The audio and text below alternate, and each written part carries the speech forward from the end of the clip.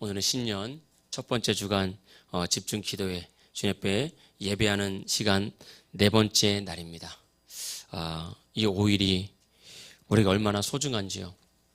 우리가 예배라는 것은 드리면 드릴수록 은혜가 열리는 것이고 기도는 하면 할수록 더 잘 되는 것입니다.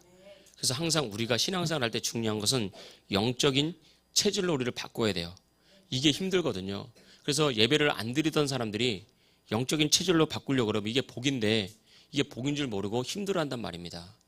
그리고 주님께 예배 드리면서 기도하면서 우리가 어디서 무엇을 하든지 영적인 체질을 딱 가지고 만들어서 신앙생활을 해야 영적으로 강해져서 승리하는데 우리가 이걸 모르고 육신의 편안함과 아니면 생활에 끌려서 이 영적인 체질을 만들지 못하고 겨우겨우 예배하는 수많은 그리스도인들이 있습니다. 우리가 영적인 체질로 우리를 바꾸기 위해서는 첫째는 몸이 와야 됩니다. 몸이. 습관은 몸이 따라가는 것이지 마음으로 아무리 계획을 한다 할지라도 몸이 그 자리로 가지 않으면 영적인 체질은 바뀌지 않습니다. 첫째는 몸이 와야 되고요. 두 번째는 몸이 온 다음에 마음을 열어야 됩니다. 마음을 열고 겸손히 주님께 매달릴 때 우리는 영적인 체질로 바뀌게 되는 것입니다. 2026년도에는 진짜 우리가 영적인 체질을 만들어서 어디서 무엇을 하든지 하나님의 임재 가운데 승리하고 어디서 무엇을 하든지 하나님의 영광을 경험하는 하나님 백성 되기를 주의 이름으로 축복합니다. 2026년도에 여러분의 삶은 더 복되고 복될 것입니다. 여러분의 가정과 직장과 사업에 넘치는 복이 임할 줄 믿습니다. 또 우리 풍성한 교회에 하나님께서 반드시 복주고 복줄 줄 믿습니다. 오늘은 네 번째 말씀으로 늘 하나님을 기억하라 라는 제목으로 하나님 말씀 전하도록 하겠습니다. 하나님은 우리를 사랑하셔서 우리에게 모든 것을 다 주고 싶어 하십니다. 그런데 성경을 보면 하나님께서 우리에게 역사하고 응답을 주고 무엇인가 선한 것을 주실 때 항상 100% 다 주시기보다는 조금씩 부족하게 주실 때가 참 많습니다. 출애굽할 때 이스라엘이 광야로 접어들었잖아요. 광야로 접어들어서 홍해를 건넌 다음에 먹을 물이 없었다고요. 여러분, 이 물이란 게 하루만 먹지 않아도요 진짜 목말라 죽을 것 같잖아요. 그러면 하나님 아시잖아요. 그러면 하루 정도 만에 물을 주면 좋은데 하루가 지나고 이틀이 지나고 3일이 지나도 물을 안 주시는 거예요. 마침 마라라는 곳에 도착을 했는데 거기에 오아시스가 있었거든요. 그래서 이스라엘 백성들이 너무 목이 말라가지고 막 뛰어들어가지고 그 물을 마셨단 말이에요. 근데 그 물은 먹지 못할 쓴물, 그러니까 각종 어떤 바이러스나 더러운 물이었어요. 그래서 막 배탈을 하고 설사를 하고 막 피부병이 돋고 식중독이 돋고 이런 일들이 있었습니다. 그때 이스라엘이 원망했을 때 모세가 하나님께 기도하고 하나님께 모세에 응답을 줬죠. 저기 보이는 나뭇가지를 던져라. 그랬을 때 마라의 쓴물이 단물로 바뀌었어요. 아니 미리 주시면 되잖아요. 아시니까 하루 만에 주시면 되잖아요.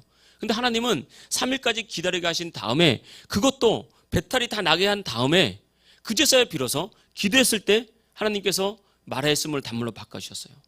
또 이스라엘 백성들이 이제 급하게 나왔기 때문에 먹을 걸 좀 갖고 나온 게 얼마 지나지 않으면 다 없어지잖아요.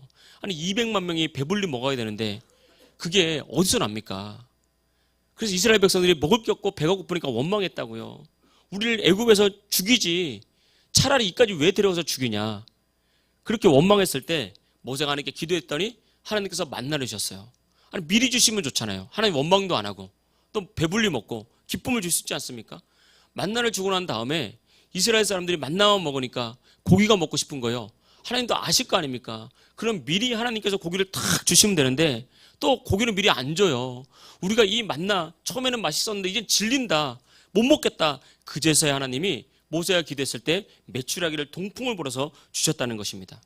우리 사람도 이럴 때가 참 많아요. 하나님 우리를 다 아신다 그러는데, 우리를 사랑한다 그러는데, 우리가 모든 것을 주신다 그랬는데 100%다 주는 것이 아니라 때로는 2% 부족하게, 때로는 10% 부족하게, 아니면 안 주시는 거예요. 계속해서. 그럴 때가 참 많습니다.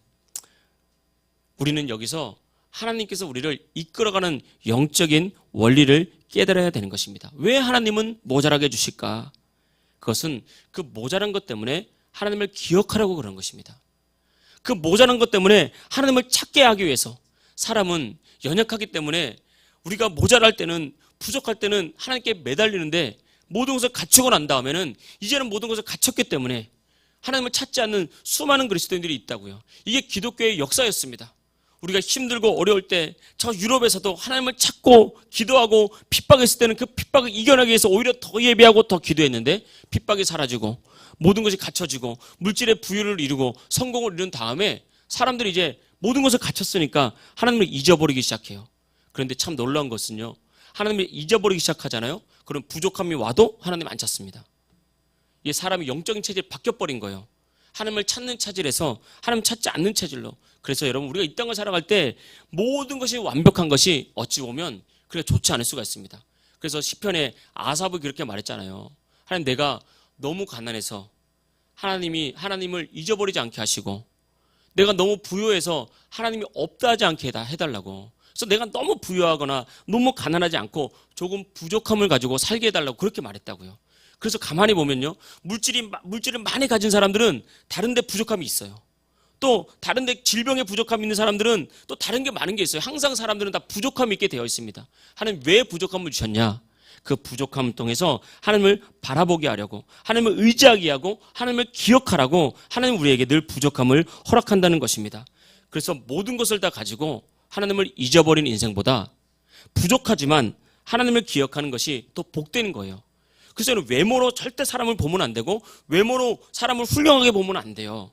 사람이 가진 걸로 그 사람이 복받았다고 보면 안 되는 거예요. 이건 성경적인 관점이 아닙니다. 그래서 어떤 사람은 저한테 그랬어요. 목사님, 근데 왜 교회에 오기만 하면 목사님들은 일단 뭔가 세상의 성공을 까고부터 보자고. 왜 까냐고. 근데 가만히 보니까 그분의 아들이 고려대학을 갔어요. 근데 그날 목사님의 설교가 뭐였냐면 학벌이 다가 아니다. 이거 설교를 한 거예요. 그게 마음에 걸린 거예요. 우리 아들은 명문대 갔는데 목사님이 그날 그렇게 설교 왜 까냐는 이거예요. 악한 말의 역사는 그렇게 됩니다. 거기서 깨져야 되는 거예요. 오히려 이게 다가 아니라는 거. 맞아. 그게 다가 아니었는데 내가 잠시 잊어버렸구나. 이렇게 가야 되는 건데 그걸 시험거리로 파는 이게 마귀가 하는 거거든요. 여러분 우리가 항상 기억해야 될 것은 여러분 모든 것을 다 가지고 하나님을 잊어버린 것보다 부족하지만 하나님과 함께하는 인생이 훨씬 더 복된 인생입니다. 근데 우리가 그리스도를 믿으면서 많은 성도들이 이것을 잊어버린 거예요. 잊어버려요. 그래서 언제나 우리가 구하는 것은 더 완벽한 환경과 더 큰 성공을 구하고 우리 자녀들에게 또 우리 환경에게 더 완벽한 걸 자꾸 주려고 한단 말입니다. 근데 완벽한 것을 주는 순간 여러분 신앙은 무너집니다. 항상 결핍이 있어야 되고 부족함이 있어야 돼요. 교회도 마찬가지입니다. 교회도 딱 들어와 보면 결핍이 있어야 돼요. 부족함이 있어야 돼요. 그래서 그 자리에 사명자가 서는 거고 결핍이 있어야 더 주님께 매달리는 거고 그렇게 교회가 성장해 가는 것입니다. 그래서 여러분 항상 완벽한 환경이나 더 큰 성공보다 더 중요한 것은 하나님을 기억하는 인생이 되는 것입니다. 이것이 바로 하나님이 기뻐하는 인생이고 축복을 받는 인생이라는 거예요. 이것이 우리에게 중요한 거죠. 하나님께서 아담과 하와를 만드시고 정말 완벽한 에덴 동산을 탁 주셨잖아요. 진짜 완벽한 곳이었습니다. 거기서는 땀 흘릴 필요도 없었습니다. 싸움도 없었어요. 문제도 없었어요. 처음 하나님께서 지구를 만들었을 때는 모든 환경이 완벽했기 때문에 옷을 입을 필요도 없었어요. 옷을 왜 입습니까? 우리가 보호하려고 추위에서 보호하고 더위에서 보호하고 각종 세균이나 박테리아로부터 보호하려고 우리가 옷을 입는 거거든요. 그때는 옷을 입을 필요가 없을 정도로 완벽한 환경이었습니다. 그런데 하나님께서 동산 정중앙에 떡하니 선악과 나무 하나 딱 만들어 놓고 그 나무 절대 먹으면 안 된다. 아니 안 만들면 얼마나 좋습니까? 만들더라도 동산 구석에 만들어서 안 보이게 유혹을 안 당하게 만들면 좋잖아요. 근데 동산 중앙에 떡하니 만들어놨어요. 왜 만들었습니까? 이걸 보면서 나를 기억하라는 거예요.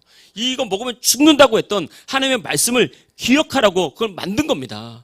근데 마귀는 하나님을 기억하지 못하게 만들어요. 그래서 선악과 맛있어 보이고 지혜롭게 보이고 나를 성공시키게 보이는 그것만 보이게 만든단 말이에요. 이게 마귀가 하는 일입니다. 그래서 우리는 언제나 완벽한 성공과 완벽한 어떤 환경을 만들려고 하는 인생이 되지 말고 항상 하나님을 기억하는 인생이 돼야 됩니다. 출애굽할 때 특징을 보면 출애굽의 사건마다 하나님께서 하셨던 말씀이 무엇인가 기둥을 세우거나 제단을 세우거나 하면서 너희 후손들로 하여금 이 사건을 기억하게 만들어라. 기억하게. 그때 우리가 얼마나 가난했고 얼마나 비참했고 우리가 노예였고 먹을 것이 없었고 이 광야길을 걸을 때 원망하고 불평하면서 불신앙으로 살아갔던 그 사건들을 너희 후손들이 기억하게 해라. 기억하게 해라. 하나님을 잊지 말라게 하라. 그것이 출애굽기의 교육의 핵심입니다. 하나님 잊지 않게 하는 것, 하나님을 기억하는 것.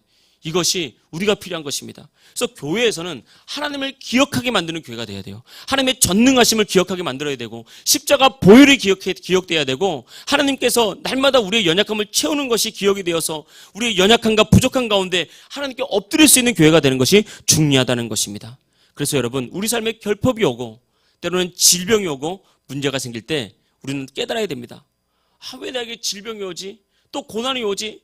왜 하나님은 나에게 이 믿음의 길에 기쁜 길 주지 않고 항상 이 믿음의 길은 십자가의 길이지? 사람들이 이렇게 생각하는데 그게 아니라, 하나님 이 문제를 통해서 내가 하나님을 더 깊이 기억하기를 원하시는구나. 이 문제를 통해서 내가 하나님께 예배하기를 원하시는구나. 이 문제를 통해서 나의 인생의 주인이 하나님이라는 것을 말씀하고 있는 거구나. 이걸 깨닫게 하는 거예요. 그래서 우리는 이 사실을 알게 되면, 약함은 실패가 아니라 하나님께서 일하시는 통로구나. 그걸 알게 되는 것입니다. 그래서 여러분, 언제나 결핍, 약함, 실패는 하나님을 기억해만 만드는 통로고 축복의 수단이라는 것입니다. 내가 얼마나 연약한지 고백하는 시간이에요. 그래서 자꾸 우리는 약함을 경험하고 부족함이 우리에게 필요하다는 것입니다. 요즘은 살기가 어렵죠. 학생들은 공부하기가 어렵다 그러고, 청년들은 취업하기가 어렵다 그러고, 직장에 들어가면 또 직장 생활이 어렵고, 사업하는 사람들은 경기가 안 좋아서 어렵습니다. 항상 어렵습니다. 그래서 모든 사람들이 어렵다라고 말하면서 살아갑니다. 그래서 이게 복입니다. 우리나라가 복을 받기 시작한 뒤로부터 교회마다 예배가 약해졌어요. 교회마다 예배가 흐려졌어요. 성도들의 간절함이 사라졌어요. 여러분, 어려우면 하나님 찾게 되는 거거든요. 그래서 여러분, 이 어려운 시기에 우리 믿는 사람들이 해야 될 일은 어렵다 말하는 것이 아니라 하나님을 기억해야 됩니다. 하나님이 우리의 주인임을 다시 한번 기억하고 예배할 때, 하나님이 우리의 주인임을 다시 한번 기억하고 기도할 때, 이 험한 세상에서 승리할 수 있도록 우리를 인도하시고 하나님이 살아계시구나라는 것을 깨닫게 되는 것입니다. 그래서 여러분, 진짜 큰 인물은 다 실패를 경험한 사람이에요. 진짜 큰 인물은 모든 환경이 갖춰진 데서 태어난 사람이 아니라고요. 그래서 여러분, 열악함을 뚫고, 정말 진흙 같은 것을 뚫고 아무런 도움 없이 누구도 나를 서포트 해줄 수 없고 누구도 나를 도와줄 수 없는 그런 사람이 성공하면, 온실 속에서 성공한 사람은 다 그 밑에서 일하는 거예요. 다 그 밑에서. 모든 거 다 받쳐준 사람들. 왜냐하면 진정한 성공, 진정한 큰 그릇은 실패를 뚫고 나와야 되는 것입니다. 가난을 뚫고 나오는 거예요. 그때 우리 안에 진정한 승리와 진정한 은혜를 경험하게 되는 것입니다. 2026년도에는 우리가 축복을 담을 수 있는 은혜의 새 그릇을 만들자 그랬잖아요. 우리 정말 축복의 그릇을 만들 수 있기 위해서는 바로 이렇게, 나에 있는 결핍, 연약함, 부족함, 이게 바로 하나님의 은혜의 통로구나 라는 것을 깨닫고 겸손히 하나님을 기억하는 것, 이것이 축복의 통로가 되는 중요한 메시지라는 것입니다. 오늘 말씀은 야곱이 고향으로 돌아갈 때 야복강에서 있었던 사건입니다. 야곱은 이 지혜가 있었던 사람이에요. 야곱은 이름 자체가 속이는 자잖아요. 나쁜 의미로 속이는 자지, 다른 사람의 마음을 움직이고 그 사람의 필요를 정확히 알고 그 사람의 결핍을 정확히 알아서 그 사람을 움직일 수 있는 사람, 그런 능력을 애당초 가진 사람, 태어날 때부터 이 사람이 야곱이었습니다. 그러니까 형도 그 장자권을 팥죽 한 그릇 사잖아요. 팥죽 한 그릇이라는 정말 작은 가치로 어마어마한 장자권을 사지 않습니까? 그래서 이 장자권을 사고 난 뒤에 야곱은 형 에서를 피해서 외삼촌 라반의 집으로 도망갔습니다. 그때부터 야곱에게 고난이 시작됐죠. 야곱의 외삼촌 라반의 집에 갔더니 첫째 딸 레아가 있고 둘째 딸 라헬이 있었는데, 라헬이 너무 예쁜 거예요. 그래서 라헬을 아내로 얻고 싶었습니다. 그러니까 이 외삼촌도 보니까 만만치 않은 사람이야. 야곱의 마음을 읽고, 네가 나의 딸 라헬을 얻으려면 여기서 7년 동안 일해라. 무보수로. 그러면 너의 7년 동안 일한 보수로 둘째 딸을 주겠다. 그래서 야곱이 일을 했는데 정말 얼마나 라헬을 좋아했던지 7년을 하루처럼 일했다고 했어요. 그래서 이제 7년이 딱 되는 날 라헬이 들어온 것이 아니라 레아가 들어왔잖아요. 그러니까 여러분, 레아의 상처가 얼마나 대단했겠습니까? 그 야곱이 레아의 얼굴을 쳐다보지도 않았어요. 오히려 아버지한테 가가지고, 그 외삼촌한테 가가지고 라헬 준다고 그러면서 왜 레아를 줬습니까? 이렇게 말할 때 이 레아의 상처가 얼마나 컸겠어요. 근데 이제 라반이 보통 내기가 아니죠. 우리 지역에서는, 우리 지방에서는 둘째가 첫째보다 먼저 가는 법이 없다. 그러면서 사기를 친 거예요. 천하의 야곱에게 사기를 친 거예요. 야곱이 혼자고 할 말이 없는 거죠. 그러면서 이 라반이 또 딜을 하는 거죠. 네가 진짜 라헬을 사랑하거든 7년 더 일해라. 그래서 7년을 더 일하면 주겠다고. 그래서 7년을 또 열심히 일했는데 그 7년도 진짜 시간이 어떻게 가는지 모르게 라헬을 얻기 위해서 열심히 일했습니다. 그래서 14년을 일한 다음에 라헬을 얻었어요. 너무 기뻤죠. 너무 좋았죠. 그러고 난 다음에 이제 자식도 낳고 또 이렇게 좀 나름대로 가족을 갖췄는데 이제 가진 게 없는 거예요. 가진 게. 그래서 야곱이 라반에게 찾아갔어요. 내가 사실 두 딸을 얻기 위해서 내가 7년 동안 14년 동안 일을 했지만 사실은 내가 레아를 얻기 위해서 7년 일한 거 아니니까 내게 삭슬 줘라. 내 고향 돌아가고 싶다 이제. 고향이 막 그리운 거죠. 그런데 야곱이 말하는 거예요. 말도 안 되는 소리 하지 마라. 네가 열심히 일한 거 아는데 6년 동안 더 일해라. 6년 동안 더 일하면 내가 줄게. 그래서 자그마치 20년 동안 외삼촌 집에서 진짜 무보수로, 아니 가족도 아니죠. 완전 사기꾼 중에 사기꾼. 야곱보다 더 타고난 사기꾼을 만나게 된 거예요. 고난에 고난을 얻고 6년 동안 더 일을 했습니다. 근데 그 6년 동안 하나님께서 복을 주셨어요. 그래서 큰 거부가 되어가지고 이제 20년 동안의 모든 외삼촌 라반의 삶의 이 라반의 입에 살았던 인생을 접고 20년 만에 고향으로 돌아오게 된 거예요. 야곱이 얼마나 뿌듯했겠습니까? 그리고 크게 성공했잖아요. 사람이 성공해서 고향에 가면 어깨가 쫙 퍼지지 않습니까? 형한테, 부모님한테, 또 지역 사람들한테 가면 그때 도망간 야곱이 저렇게 성공해서 왔다 그러면 얼마나 좋겠어요. 야곱도 그런 마음으로 개선장군처럼 이제 많은 소유와 가족들과 자녀들을 끌고 쫙 갔어요. 쫙 가서 진짜 이제 야복강만 건너면 되는데 소식이 들려온 거예요. 주인이 큰일 났습니다.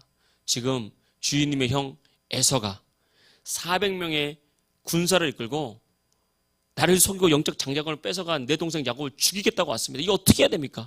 야곱이 깜짝 놀란 거죠. 야곱이 그래서 또 야곱도 머리가 좋으니까 여러 가지 수를 쓰는 거죠. 자신의 소유를 보내는 거예요. 이 소유를 받으면 형이 좀 마음이 풀어지겠지. 근데 형이 마음이 안 풀어지는 거죠. 나도 부자다 이거예요. 그래가지고 이제 자신의 이제 가족들 또 보냈어요. 안 풀어주는 거예요. 다 해도 안 되는 것입니다. 이거 하고 안 되고 저거 안 되고 아무것도 안 되는 거예요. 더 큰 문제가 생긴 거죠. 죽게 생긴 거예요. 이제 재산은 고사하고 죽게 생긴 거예요. 이제 야복강만 건너면 이제 부모님 집과 가까운데 20년 전에 그걸 형이 잊지 않고 나를 죽이려고 하니 이거 어떡합니까? 이 문제를 해결하기 위해서 가진 노력을 다하고 자기의 가진 꾀를 다 쓰고 가진 노력 힘을 다 썼지만 이게 해결이 안 되는 거죠. 그래서 야곱은 이후에 자기의 모든 가족과 전 재산과 모든 것을 먼저 보내놓고 야복강가에 홀로 남았습니다. 캄캄한 밤이 되어서 이 야곱이 얼마나 처절하고 비참했겠습니까? 20년의 노력이 한 번에 물거품 되는 거잖아요. 하나님의 은혜가 없으면 이렇습니다.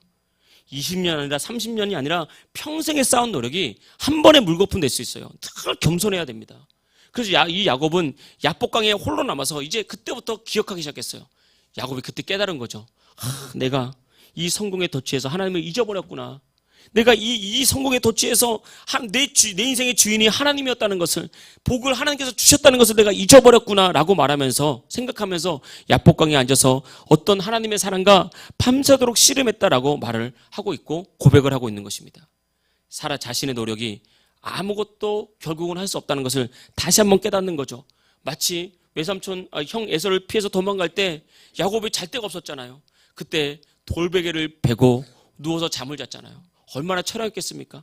영적인 장자권을 얻으면 이제 그때부터 복이 시작될 줄 알았는데 오히려 형이 죽이겠다고 오면서 쫓아오는데 자기가 아무것도 가지지 못하고 나와가지고 코어골판 광야에서 돌베개 지고 잤던 그 모습이 떠오르면서 그래 그때마저 하나님이 나의 아버지가 된다 그랬고 천사를 받고 하나님 복 준다 그랬는데 내가 복에만 그냥 집중했지 하나님을 잃어버렸구나 라고 생각하면서 자신의 노력의 한계를 깨닫고 하나님을 기억하고 하나님을 의지하고 기도하기 시작한 거예요. 밤새 기도했을 때 우리가 아는 것처럼 하나님의 사자가 야곱의 고관절이죠. 환도뼈를 팍 내리쳐가지고 환도뼈를 부러뜨려 버렸습니다. 그래서 야곱의 두 다리가 부러져서 장애인, 절뚝발이가 된 거죠. 왜 다리를 부러뜨렸습니까? 사람이 한쪽 다리가 절잖아요. 그럼 힘을 못 씁니다. 이게 아무것도 두 다리가 딱 건강해가지고 딱 쓸 때 허리에 힘이 딱 들어가지 이게 한쪽 다리가 이제 이렇게 짧거나 절면 이게 몸에 힘이 안 들어. 그래서 자주 넘어지고 힘을 못 쓰니까 중심을 못 잡거든요. 그래서 야곱은 지금까지 내 튼튼한 두 다리로 열심히 일하면 생각했던, 일하면 된다면서 생각했던 그 의지를 하나님 꺾어버린 거예요. 안 되니까. 20년 동안이나 그렇게 했는데도 안 되니까, 훈련시켰는데도 외삼촌한테 속고 또 속고 또 속을 때는 깨달았어야 돼요. 나보다 더 똑똑한 놈이 있구나, 나보다 더 잘난 사람이 있구나, 내 힘으로 안 되는 것도 있구나라는 것을 깨달아야 되는데, 여전히 하나님께서 은혜를 주시니까 그걸 깨닫지 못하는 거예요. 자신의 두 팔로 열심히 일하면 된다고 생각했던 것들, 자기의 의지를 꺾으면서 하나님 환도뼈를 내리쳐서 네 힘으로 안 되는 거야 이렇게 말한 거예요. 그때 야곱이 다 깨달은 거죠. 그러면서 하나님께 딱 깨닫고 나니까 그때 비로소 분이엘, 하나님의 얼굴, 태양이 쫙 솟아서 올랐던 겁니다. 인생의 태양은 이때 솟아오르는 거예요. 내가 성공했을 때, 내가 형통했을 때, 내 일이 잘 됐을 때 인생의 태양이 솟아오르는 것이 아닙니다. 오히려 내 의지가 꺾이고 내 환경이 꺾이고 주님 때문에 내 영혼이 살 때, 그때 다시 우리 인생의 태양이 쫙 비춰오르면서 하나님이 나를 복주시는구나, 이것이 내가 가야 될 길이구나, 그것을 알게 되는 것입니다. 그래서 야곱이 이 절뚝거리는 걸로 이제 다 끝났다라고 생각했을 거예요.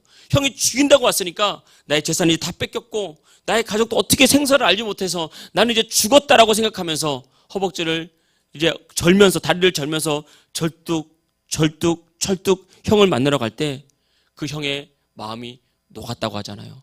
성경을 이어서 계속 보면 이 에서가 그 야곱을 보고 마음이 너무 아픈 거예요. 우리 33장 7절에서 9절 말씀을 보겠습니다. 창세기 33장 7절에서 9절.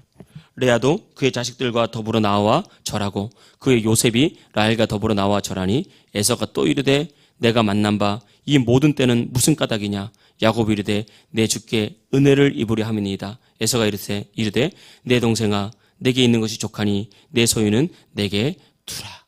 동생을 이렇게 다 용서해 주는 거예요. 그 지나간 일을 다 없애주는 거예요. 이것이 바로 하나님의 은혜입니다.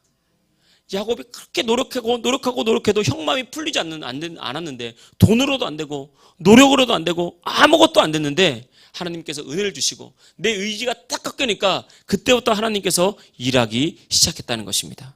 여러분, 여기서 우리가 깨달아야 되겠죠. 여러분, 우리 인생은 언제 열리냐?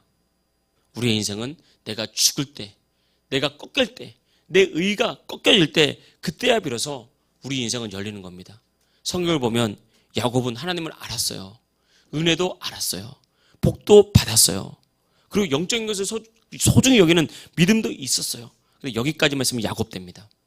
야곱은 속이는 자라 그랬잖아요. 자신의 목표를 이루기 위해서 경쟁하고 자신의 지식으로 사람의 마음을 움직이고 환경을 만들어서 무엇인가를 이룰 수 있는 지혜와 능력이 있는 사람이었어요, 야곱은. 그런데 하나님을 알았지만, 영적인 것을 소중히 여겼지만 내가 죽지 않으면 여전히 야곱으로 끝나게 됩니다. 근데 환도뼈가 내리쳐서 내가 절뚝발이가 되고 내 힘으로 할 수 없다는 것을 깨닫고 내가 십자가에 죽을 때 비로소 하나님은 야곱의 이름을 바꿔버리는 거예요. 이제 야곱이라고 하지 말고 이스라엘이라고 하라. 이스라엘. 이스라엘은 하나님의 나라잖아요. 이 원뜻은 하나님과 겨루어 이겼다라는 뜻인데, 이 원뜻은 하나님이 나를 통치한다는 뜻이에요. 하나님의 백성, 하나님의 나라라는 뜻입니다. 그때 비로소 진정한 승리와 진정한 성공과 하나님의 뜻에 맞는 진정한 인생길을 살 수 있다라고 말하는 거예요. 그래서 우리가 신앙생활 할 때 여기까지 가야 되는 거예요. 은혜를 아는 야곱, 축복을 받은 야곱, 성공한 야곱으로 끝나지 말고 내가 십자가에 딱 죽고 내가 못 박혀서 이제 예수로 사는 이스라엘로 우리가 변화돼야 되는 것입니다. 그래서 이 야복강 사건은 야곱이 단순히 간절히 기도했던 그 사건을 넘어서서 자아가 깨지고 자아가 죽으면서 이제 내 인생의 주인이 내가 아니라 하나님이었구나라는 것을 기억하는 거예요. 주인이 바뀌는 시간입니다. 우리 삶의 주인이 바뀌어야 돼요. 우리가 신앙생활 할 때 나의 주인이 바뀌는 시간이 필요한 거예요. 우리가 은혜도 알고 눈물도 흘렸고 결단도 했지만 여전히 내가 나의 주인 되어서 나의 의로, 나의 노력으로, 나의 열심으로 살아가려고 할 때가 얼마나 많습니까? 우린 연약하기 때문에 계속해서 우리 육체가, 우리의 생각이, 우리의 자존심이 그 길로 계속 끌고 갈 때 우린 기억해야 됩니다. 내 인생의 주인은 내가 아니니까, 내 삶의 주인은 내가 아니니까. 그때서야 비로소 하나님의 은혜로 살게 되는 것입니다. 은혜가 임하면 열리는 거예요. 에서의 마음이 열렸잖아요. 은혜가 임하면 은혜가 가는 사람의 환경이 그때부터 열리는 것입니다. 환경이 열려서가 좋은 것이 아니라 내가 죽어서 하나님의 은혜가 내 안에 역사하니까 그게 감사하고 그게 좋은 것입니다. 그래서 여러분, 2026년도 우리가 축복의 새 부대가 되기 위해서 나의 노력이 아니었구나. 내가 은혜를 하는 야곱으로 살 것이 아니라 죽은 이스라엘이 돼야 되겠구나. 나를 쳐서 십자가에 복종시켜서 나의 인생의 주인이라는 하나님이 내 인생의 주인이라는 사실을 기억하고 그 예수님을 찬송하고 그 주님께 가까이 가야 되겠구나. 이런 결단을 통해서 여러분의 인생이 살고 신앙이 사는 하나님 백성 되기를 주의 이름으로 축복합니다. 할렐루야.